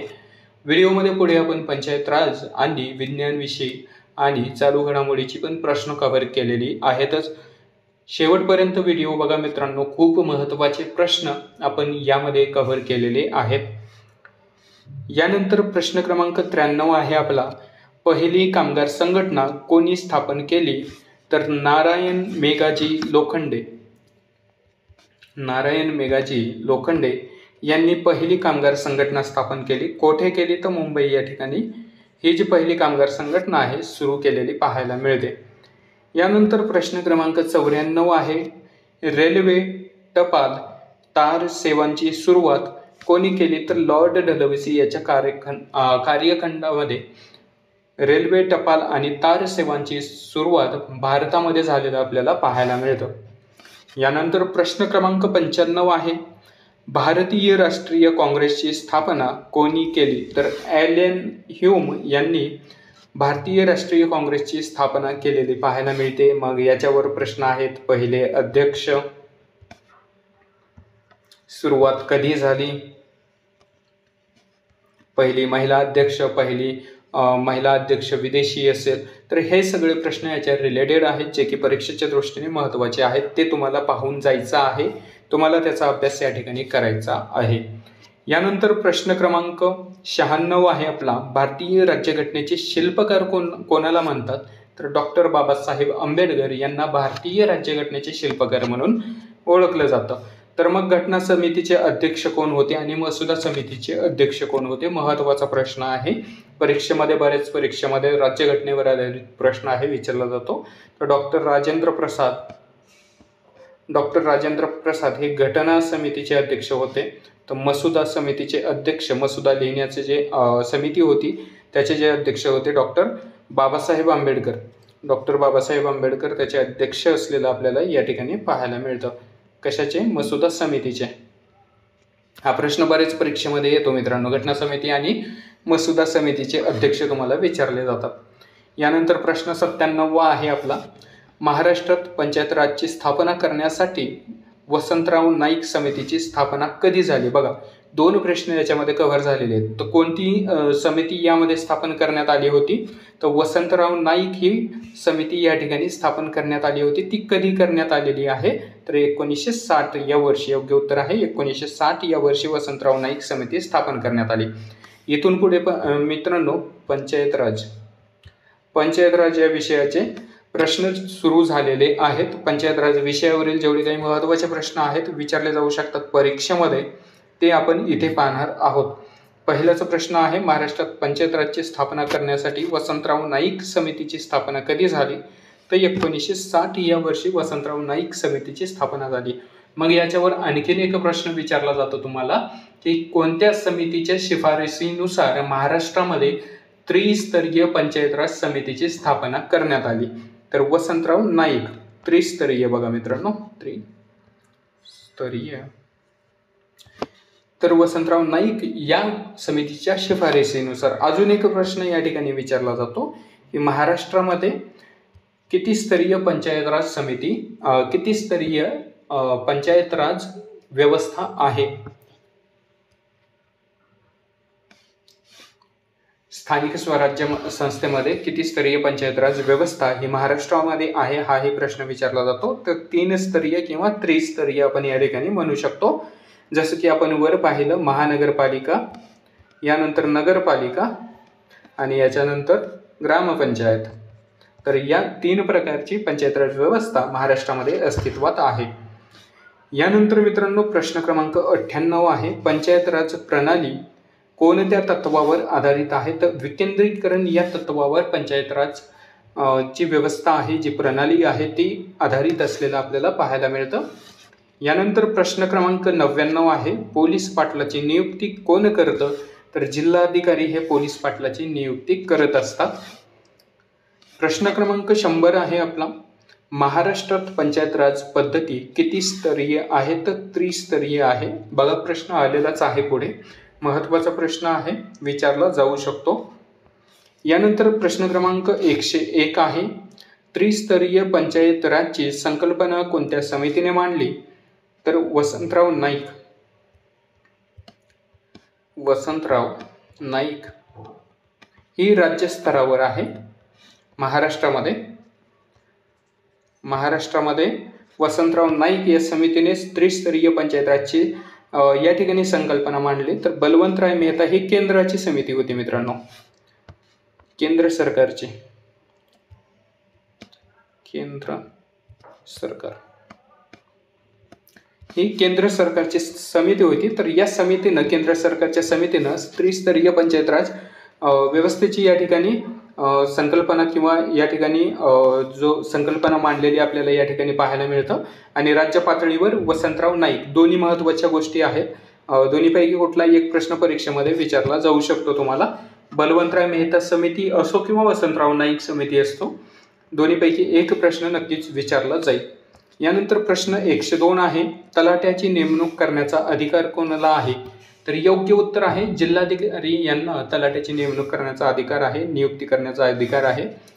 प्रश्न क्रमांक 103 आहे आपला, लोकसंख्येनुसार ग्रामपंचायतीची कमीत कमी व जास्तीत जास्त सदस्य संख्या किती आहे? तर योग्य उत्तर आहे 7 ते 17 सदस्य हे ग्रामपंचायतमध्ये असतात. कमीत कमी 7 आणि जास्तीत जास्त 17. प्रश्न क्रमांक 104 आहे आपला, तलाठी व तहसीलदार यांच्यातील दुवा म्हणून कोणाला ओळखलं जातं? तर नायब तहसीलदार यांना तलाठी आणि या ठिकाणी तहसीलदार यांच्यामधील दुवा म्हणून ओळखलं जातं. यानंतर प्रश्न क्रमांक 105 आहे आपला, जिल्हा परिषदेच्या प्रशासनाचा प्रमुख कोण असतो? तर मुख्य कार्यकारी अधिकारी हे जिल्हा परिषदेच्या प्रशासनाचे प्रमुख म्हणून या ठिकाणी कार्य करत असतात. प्रश्न क्रमांक 106 आहे, डॅशवी घटना दुरुस्ती पंचायत राजशी संबंधित आहे? तर 173वी जी घटना दुरुस्ती झाली होती ही पंचायत राजशी संबंधित असलेलं पाहायला मिळतं. योग्य उत्तर आहे 73वी घटना दुरुस्ती. प्रश्न क्रमांक 107 आहे आपला, सन 2011च्या जनगणनेनुसार महाराष्ट्रातील दशलक्षी महानगरपालिका किती? तर दशलक्षी महानगरपालिका किती आहेत? ते एकूण 10 महानगरपालिका ह्या दशलक्षी किंवा 10 लाखापेक्षा जास्त लोकसंख्या असलेला या ठिकाणी पाहायला मिळतं, 10 लाख. ठीक आहे. यानंतर प्रश्न क्रमांक 108 आहे आपला, ग्रामसभेत खालीलपैकी कोणाचा समावेश होतो? तर 18 वर्षावरील गावातील जेवढे काही 18 वर्षावरील नागरिक आहेत त्या सर्वांचा समावेश हा ग्रामसभेमध्ये या ठिकाणी होत असतो. प्रश्न क्रमांक 109 आहे, ग्रामसभा बोलवण्याची जबाबदारी कोणाची असते? तर ती ग्रामसेवकाची जबाबदारी आहे ग्रामसभा बोलवण्यासाठीची. यानंतर मित्रांनो प्रश्न क्रमांक 110 आहे, महाराष्ट्रात 36 जिल्हे आहेत तर जिल्हा परिषदा किती आहेत? तर एकूण महाराष्ट्रामध्ये 34 जिल्हा परिषदा आहेत. मुंबई शहर व मुंबई उपनगर मुंबई शहर व उपनगर या 2 जिल्ह्यांमध्ये जिल्हा परिषदा अस्तित्वात नाहीत. त्यामुळे महाराष्ट्रामध्ये एकूण 34 जिल्हा परिषदा असलेलं पाहायला मिळतं. यानंतर मित्रांनो प्रश्न क्रमांक 111 आहे आपला. ग्रामपंचायतीचा सचिव म्हणून कोण काम पाहत असतो? तर ग्रामसेवक हाच ग्रामपंचायतीचा सचिव म्हणून कामकाज पाहत असतो. यानंतर प्रश्न क्रमांक 112 आहे. जिल्हा नियोजन समितीचे सचिव म्हणून कोण कार्य पाहते, काम पाहते? तर जिल्हाधिकारी हे जिल्हा नियोजन समितीचे सचिव म्हणून या ठिकाणी काम पाहत असतात. प्रश्न क्रमांक 113 आहे आपला. महाराष्ट्रात डॅश येथे सर्वप्रथम महापालिकांची स्थापना झाली होती? तर महाराष्ट्रामध्ये महानगरपालिकेची स्थापना हे सर्वप्रथम मुंबई या ठिकाणी झालेली पाहायला मिळते. मुंबईनंतर मद्रास, चेन्नई व बंगाल,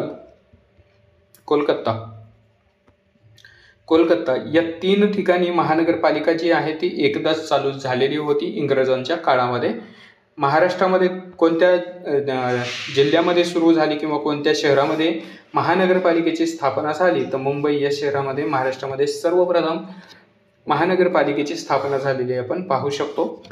प्रश्न क्रमांक 114 आहे. पंचायत राज हा विषय भारतीय राज्यघटनेच्या कोणत्या सूचीमध्ये येतो? तर सूची काय आहे हे सर्वप्रथम माहिती असणं आवश्यक आहे. तर बघा 3 प्रकारच्या या ठिकाणी सूची येतात. केंद्र सूची आणि समवर्त सूची. या ठिकाणी बघा राज्य सूची, केंद्र सूची आणि समवर्त सूची अशा 3 प्रकारच्या सूची आहेत घटनेमध्ये. राज्य सूचीमध्ये जर आपण पाहिलं तर तेच विषय असतात की ज्या विषयावर राज्य सरकारला पूर्ण निर्णय घेण्याचा अधिकार या ठिकाणी असतो. केंद्र सूचीमध्ये जे विषय येतात त्याच्यावर फक्त केंद्र सरकारच निर्णय घेऊ शकतं, त्याच्यावर केंद्र सरकारच या ठिकाणी निर्णय घेऊ शकतं. आणि समवर्त सूची जी आहे मित्रांनो, समवर्त सूचीमध्ये राज्य सरकार आणि केंद्र सरकार हे दोन्हीही केंद्र आणि राज्य सरकार दोघंही निर्णय या ठिकाणी घेऊ शकतात. जसं फॉर एक्झाम्पल समवर्त सूचीमध्ये आपण पाहू शकतो की आरक्षणाचे जे मुद्दे असतात, असे जे विषय असतात, तर याच्यावर राज्य सरकार आणि केंद्र सरकार हे दोघंही मिळून या ठिकाणी निर्णय घेत असतात. तर बघा महत्त्वाचं आहे, परीक्षेमध्ये एवढं काही डीपमध्ये तुम्हाला विचारलं जाणार नाही, परंतु पंचायत राज हा जो विषय आहे तो या ठिकाणी राज्य सूचीमध्ये येत असतो. फक्त राज्य याच्यावर निर्णय घेऊ शकतं. परंतु मग अजून एक प्रश्न याच्यामध्ये निर्माण होता की मग बलवंतराय मेहता समिती जी आहे, बलवंतराय मेहता ही जी समिती आहे मग केंद्राने स्थापन का केली होती? स्थानिक स्वराज्य संस्थांचा जे अभ्यास आहे तो अभ्यास करण्यासाठी. तर ते आपण पुढच्या भागामध्ये पाहूयात की काय काय त्यावेळेसचे प्रॉब्लेम होते, त्यावेळेस कुठल्या कुठल्या गोष्टी करणं आवश्यक होतं आणि का मग ह्या समितीची स्थापना या ठिकाणी करण्यात आली. यानंतर बघा प्रश्न क्रमांक 115 आहे की ग्रामपंचायत स्थापन करण्याचा अधिकार कोणाला आहे? तर राज्य सरकारला ग्रामपंचायत स्थापन करण्याचा अधिकार आहे, तो राज्य सूचीमध्ये या ठिकाणी येत असतो. प्रश्न क्रमांक 116 आहे. ग्रामसेवकावर नजीकचे नियंत्रण कोणाचे असते? तर गट विकास अधिकारी यांचं नियोजन हे नजीकचं नियोजन ग्रामसेवकावर नियंत्रण असतं. अजून एक प्रश्न या ठिकाणी विचारला जाऊ शकतो की राजकीय नजीकचे नियंत्रण कोणाचे असते? तर सरपंचाचं असतं मित्रांनो. सरपंच. राजकीय जर नजीकचे नियंत्रण तुम्हाला विचारलं तर सरपंच हे उत्तर देऊ शकता. आणि जर प्रशासकीय तुम्हाला विचारलं तर गट विकास अधिकाऱ्याचं नियंत्रण हे ग्रामसेवकावर असतं. यानंतर प्रश्न 117 आहे. शहर होण्याच्या प्रक्रियेत जी गावे असतात तेथे कामकाज कोण पाहतं? तर तेथे नगरपंचायत स्थापन केली जाऊ शकते मित्रांनो. जी मोठी शहरे आहेत, मोठ्या शहरांच्या आजूबाजूची जी काही गावे आहेत की जी काही वर्षामध्ये शहरांमध्ये विलीन होऊ शकतात, तिथं 60% जास्त लोकही कृषी व्यतिरिक्त व्यवसाय करत आहेत किंवा कृषी व्यतिरिक्त गोष्टींवर आधारित आहेत. तर अशा ठिकाणी पंचायतीची स्थापना केली जाते. त्यामुळे जे काही शहर होण्याच्या प्रक्रियेमधील गावं असतात या ठिकाणी नगरपंचायत सर्व कामकाज या ठिकाणी पाहत असते. कामकाज कोण पाहतं? तर नगरपंचायत पाहते. मग याच्यानंतर प्रश्न क्रमांक 118 आहे आपला. स्थानिक स्वराज्य संस्थेचे जनक कोणाला म्हणतात? तर लॉर्ड रिपन यांना स्थानिक स्वराज्य संस्थेचे जनक म्हणून ओळखलं जातं. तर कधी यांनी कायदा आणला होता? स्थानिक स्वराज्य संस्थेचा 1883 या साली. महत्त्वाचं आहे, पाहून घ्या. प्रश्न 119 आहे, पंचायत समितीचा सचिव कोण असतो? तर गट विकास अधिकारी हा पंचायत समितीचा सचिव म्हणून या ठिकाणी कामकाज पाहत असतो. प्रश्न क्रमांक 120 आहे, सध्या पोलीस पाटील पदासाठी शैक्षणिक पात्रता काय आहे? तर 10वी उत्तीर्ण असणं या ठिकाणी आवश्यक आहे. त्यानंतर पोलीस पाटलावर अजून एक प्रश्न विचारला जाऊ शकतो की गावातील जे तंटे आहेत याच्यावर नियंत्रण ठेवण्याचं काम कोणाचं आहे? तर हे पोलीस पाटलाचं काम या ठिकाणी असतं. मग पोलीस पाटलाच्या मदतीसाठी कोणाला देतात किंवा कोणाची नेमणूक केलेली असते? तर कोतवाल जो आहे तो पोलीस पाटलाला मदत करण्यासाठी या ठिकाणी असतो. त्यानंतर प्रश्न क्रमांक 121 आहे, राज्यातील 28वी महानगरपालिका कोणती आहे? तर इचलकरंजी ही 28वी महानगरपालिका आहे. याच्यानंतर 29वी महानगरपालिका कोणती आहे? तर जालना ही महाराष्ट्रातील 29वी महानगरपालिका असलेलं आपल्याला पाहायला मिळतं. प्रश्न क्रमांक 122 आहे आपला, लुईस मोंटेग्रो यांची कोणत्या देशाच्या पंतप्रधानपदी निवड झाली? तर पोर्तुगाल या देशाच्या पंतप्रधानपदी लुईस मोंटेग्रो यांची निवड झालेली पाहायला मिळतं. इथून पुढे आपण चालू घडामोडीविषयी प्रश्न पाहणार आहोत. चालू घडामोडी मित्रांनो, इथून पुढचे जेवढे काही प्रश्न होणार आहेत हे सर्व चालू घडामोडीवर प्रश्न आधारित आहेत. मागील 3 महिन्यामध्ये जेवढ्या काही महत्त्वाच्या चालू घडामोडी झालेल्या आहेत त्याच्यावर आधारित प्रश्न आपण याच्यामध्ये कव्हर केलेले आहेत, जे की परीक्षेमध्ये तुम्हाला विचारले जाऊ शकतात. यानंतर प्रश्न क्रमांक 123 आहे आपला, पहिले आंतरराष्ट्रीय हिमनदी संमेलन कुठे झाले? तर तजाकिस्तान या ठिकाणी पहिले आंतरराष्ट्रीय हिमनदी संमेलन झालेलं आहे. प्रश्न क्रमांक 124 आहे, युनायटेड नेशन टेररिझमची पहिली महिला महासचिव कोण झाली आहे? तर शेख नासिर अल नोवेस ही पहिली महासचिव झालेली आहे टेररिझमसाठीची युनायटेड नेशनमध्ये, UN मध्ये. कुठल्या देशाची आहे? तो पाकिस्तान देशाची ही व्यक्ती आहे. तर पहा मित्रांनो, जो देश सर्वात जास्त जगामध्ये टेररिझम पसरवतो, सर्वात जास्त आतंकवादी घडवतो, तर त्याच देशाकडे या वाद्यांवर नियंत्रण आणण्यासाठी जी सचिव या ठिकाणी नेमण्यात आलेली आहे, महासचिव नेमण्यात आलेली आहे, ती पण याच देशाची नेमण्यात आलेली आहे, पाकिस्तानची. तर बघू शकता की आतंकवाद्यावर याच्यानंतर किती नियंत्रण येतं हे पाहणं महत्त्वाचं या ठिकाणी ठरणार आहे. यानंतर प्रश्न क्रमांक 125 आहे, मुख्यमंत्र्यांच्या मुख्य आर्थिक सल्लागारपदी कोणाची नियुक्ती झाली? तर प्रवीण परदेशी यांची नियुक्ती झाली. IMP मध्ये ठेवा मित्रांनो, हा जो प्रश्न आहे नक्की परीक्षेमध्ये विचारला जाईल की मुख्यमंत्र्याच्या आर्थिक सल्लागारपदी कोणाची नियुक्ती झाली? तर प्रवीण परदेशी यांची नियुक्ती झालेली आहे. यानंतर प्रश्न क्रमांक 126 आहे, UEFA पुरुष चॅम्पियनशिप लीग 2025चे विजेतेपदक कोणी पटकावले? तर पॅरिस सेंट जर्मनी याने हे विजेतेपदक पटकावलेलं आहे. प्रश्न 127 आहे, नुकतेच पटेड्डा अंचू साडीला GI टॅग मिळाले, ती कोणत्या राज्यातील प्रसिद्ध साडी आहे? तर बघा मित्रांनो, पटेड्डा अंचू या साडीला GI टॅग मिळालेला आहे. तर ही कर्नाटक या राज्यातील प्रसिद्ध साडी आहे. व्हेरी IMP किंवा IMP मध्ये हा प्रश्न ठेवा, विचारला जाईल. GI टॅगवर नक्कीच प्रश्न विचारले जातात. यानंतर प्रश्न क्रमांक 128 आहे, महिला केसरी कुस्ती स्पर्धा 2025 कुठे आयोजित केली होती? तर महिला कुस्ती स्पर्धा जी आहे ही वर्धा या ठिकाणी आयोजित करण्यात आलेली होती 2025ची. हाही प्रश्न चालू घडामोडीमध्ये IMP मध्ये तुम्ही ठेवू शकता. प्रश्न 129 आहे आपला, महाराष्ट्र केसरी कुस्ती स्पर्धा 2025 पुरुष कोठे आयोजित करण्यात आली? तर अहिल्यानगर या ठिकाणी आयोजित करण्यात आली. हा प्रश्न नाही IMP मध्ये ठेवला तरी पण चालेल, महिलांवरती तुम्हाला या ठिकाणी प्रश्न नक्कीच विचारला जाईल. यानंतर मित्रांनो प्रश्न क्रमांक 130 आहे, राजीव कृष्ण यांची कोणत्या राज्याच्या पोलीस महासंचालकपदी नियुक्ती झाली? तर उत्तर प्रदेशच्या पोलीस महासंचालकपदी राजीव कृष्ण यांची निवड झालेली पाहायला मिळते. यानंतर प्रश्न 131 आहे, कविश्रेष्ठ कुसुमाग्रज स्मृती सन्मान कोणाला मिळाला? तर डॉक्टर अरुणा ढेरे यांना हा सन्मान मिळालेला आहे. IMP मध्ये हा पण प्रश्न आपल्याला ठेवायचा आहे चालू घडामोडीमध्ये.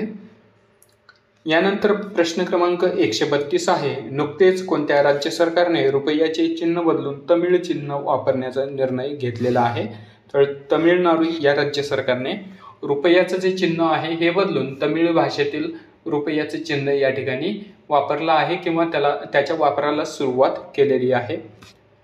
प्रश्न क्रमांक 133 आहे आपला, राज्य शासनाच्या वतीने कोणत्या ठिकाणी मराठा शौर्य स्मारक उभारण्याचा निर्णय घेण्यात आलेला आहे? तर पानिपत या ठिकाणी मराठा शौर्य स्मारक स्थापन करण्याचा निर्णय राज्य सरकारकडून घेण्यात आलेला आहे. प्रश्न क्रमांक 134 आहे आपला, नुकतेच मुख्यमंत्री बालिका समृद्धी योजना व मुख्यमंत्री कन्या आत्मनिर्भर योजना कोणत्या राज्याने सुरू केलेली आहे? तर त्रिपुरा राज्याने ही योजना सुरू केलेली आहे. तर या ठिकाणी लक्षात ठेवायचं आहे तुम्हाला की मुख्यमंत्री माझी लाडकी बहीण ही जी योजना आहे महाराष्ट्रामध्ये कधी सुरू झालेली आहे, या योजनेमध्ये महिलांना किती रुपयापर्यंत आर्थिक मदत केली जाते आणि या योजनेसाठी पात्र महिला कोण आहेत, तर याबद्दलची माहिती काढून जायची आहे तुम्हाला. मुख्यमंत्री लाडकी बहीण योजना ही सध्या सर्वात जास्त प्रचलित किंवा सर्वात जास्त फेमस असणारी योजना महाराष्ट्रामध्ये आहे. यानंतर प्रश्न पुढचा आहे आपला, जम्मू आणि काश्मीर सरकारने नुकतेच कोणते क्षेत्र इको टुरिझम हब म्हणून विकसित करण्याचा निर्णय घेतलेला आहे? तर बांगस घाटी जी आहे याला इको फ्रेंडली टुरिझम हब बनवण्याचा या ठिकाणी निर्णय हा जम्मू आणि काश्मीरच्या सरकारने घेतलेला आहे. बांगस घाटी हे योग्य उत्तर असणार आहे. प्रश्न क्रमांक 136 आहे आपला, कोणते राष्ट्रीय उद्यान देशातील 58वे व्याघ्र प्रकल्प बनले आहे? तर योग्य उत्तर आहे माधव राष्ट्रीय उद्यान हे भारतातील 58वे राष्ट्रीय व्याघ्र प्रकल्प म्हणून या ठिकाणी पुढे आलेलं आहे. व्याघ्र प्रकल्प याला बनवण्यात आलेला आहे. याच्यानंतर मित्रांनो याच्यावर 2-3 प्रकारचे प्रश्न तुम्हाला परीक्षेमध्ये विचारले जातात. महाराष्ट्रात एकूण व्याघ्र प्रकल्प किती आहेत? महाराष्ट्रात किती व्याघ्र प्रकल्प आहेत? त्यातील पहिला कोणता आहे, दुसरा कोणता आहे, मोठा कोणता आहे, हे सगळं माहिती असणं आवश्यक आहे. यानंतर अभयारण्य विचारले जातात. अभयारण्य महाराष्ट्रातील पहिला, दुसरा आणि मोठा पाहून घ्या. तर हे परीक्षेला जाण्या अगोदर एक वेळेस तुम्ही पाहून घ्या, तुम्ही स्वतः याला चेक करून घ्या. यानंतर प्रश्न क्रमांक 137 आहे आपला, भारतातील पहिली हायड्रोजन ट्रेन 31 मार्च 2025 रोजी कोणत्या मार्गावर सुरू झाली? तर जिंद ते सोनीपत हरियाणा या राज्यामध्ये सुरू झालेली आहे. जिंद ते सोनीपत या मार्गावर कधी सुरू झालेली आहे? तर 31 मार्च 2025ला भारतातील पहिली हायड्रोजन ट्रेन. तर IMP मध्ये हे ठेवा, तुम्ही IMP मध्ये ठेवा. कुठलाही प्रश्न विचारला जाऊ शकतो. तुम्हाला इथं तारीख विचारली जाऊ शकते परीक्षेमध्ये, किंवा मार्ग विचारला जाऊ शकतो, किंवा राज्य विचारलं जाऊ शकतं. यानंतर प्रश्न क्रमांक 138 आहे आपला, महाराष्ट्र शासनाचा शिवछत्रपती क्रीडा पुरस्कार 2023-24 किती जणांना जाहीर झाला? तर 89 जणांना हा जो पुरस्कार आहे जाहीर झालेला आहे. यानंतर प्रश्न क्रमांक 139 आहे आपला, कोणत्या राज्याने नगर अध्यक्षांना पदावरून दूर करण्याचे अधिकार नगरसेवकांना दिलेले आहेत? तर महाराष्ट्र राज्याने हे अधिकार नगरसेवकांना दिलेला आहे.